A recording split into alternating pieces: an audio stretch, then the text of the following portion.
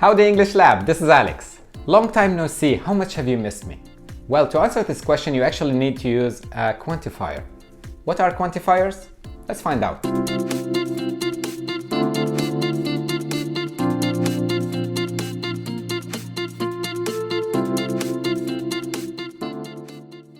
To get started, let me explain to you what we teachers mean when we say a quantifier. A quantifier is a word or several words that usually go before a noun, and we use them to say how much the noun is. For example, words like some, much, little, many, loads of, plenty of something. These are quantifiers. In this video, we'll take a look at little, a little, few, a few, many, much, and a lot of. It sounds like much, I know, but they are really easy to use. First and foremost, if you haven't checked our video on countable and uncountable nouns, you need to do it first. So go check this video first and then run back to me to continue. Let's start with little and few, and for the sake of this video I'm going to be pronouncing it little with stressed T to avoid any confusion.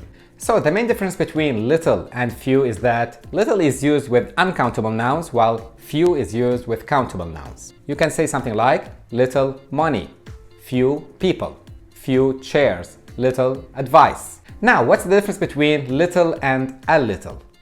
Okay, without the article, the word little has negative meaning. Let me explain. It means something like it's not enough or not as high as expected. For example, you can say something like this: I have little time to do all this work. It means not enough time in this case. Or I have little money, I can't afford to pay rent this month. Again, it means you don't have enough money. Now, if you add the article a little, you basically get the opposite meaning, kind of. So you can say something like this: I have a little money, so I want to start a business. Or I have a little money, so I plan to buy a new car. In this case it means, okay, not a lot, but it's enough. Now moving on to few and a few. Remember, we use these words with countable nouns. And just like with little and a little, when we add the article, we get more of a positive meaning. Without the article is negative. So you may say something like this: I have few friends. That's why I spend my time shooting videos for YouTube. Wait, who wrote the script? Anyway, he has a few friends. They are there for him if he needs help. Or a few people showed up to the meeting. It means, okay, not a lot, but good enough. Okay, I should stop saying okay. Okay, to recap, little and a little are used with uncountable nouns. Few and a few are used with countable nouns. Just add the article if you want to get a more positive meaning. Omit it to get a negative meaning. Very easy. Now, what if you want to use the opposite of these words? You don't want to say little or few. You want to say much or many.